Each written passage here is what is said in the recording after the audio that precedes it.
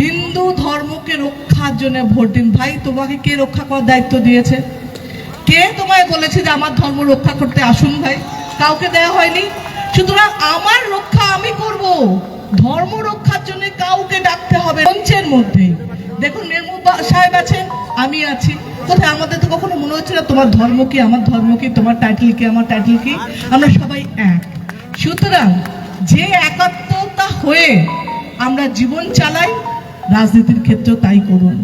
আমরা ভাবুন না যে আচ্ছা মমতা ব্যানার্জি মুখ্যমন্ত্রী নয়। এই মুহূর্তে যদি জিজ্ঞেস করি একটা নাম বলুন যাকে মুখ্যমন্ত্রী দেখতে, চোখ বন্ধ করে একটা নাম খুঁজে পাবেন না, একটা চেহারা খুঁজে পাবেন না, একটা ভরসার জায়গা খুঁজে পাবেন না।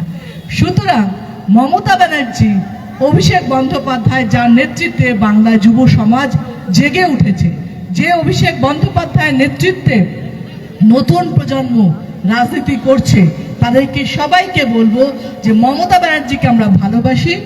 মমতা ব্যানার্জি একমাত্র তৃণমূল, ভেবে দেখুন, একমাত্র তৃণমূল যে এসআইআর নিয়ে এখনো পর্যন্ত লড়াই করছে, আর কেউ করেনি।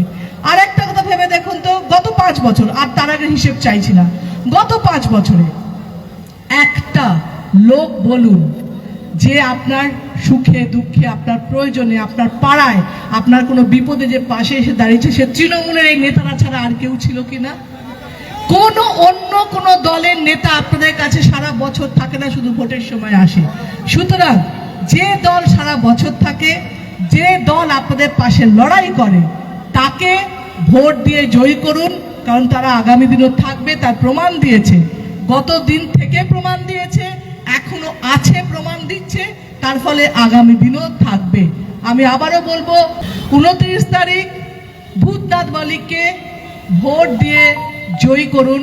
মমতা ব্যানার্জিকে জানান যে এখনো পর্যন্ত জামালপুর মমতা ব্যানার্জির সঙ্গে আছে, তৃণমূলের সঙ্গে আছে, অভিষেক বন্দ্যোপাধ্যায়ের সঙ্গে আছে। জয় বাংলা, জয় বাংলা।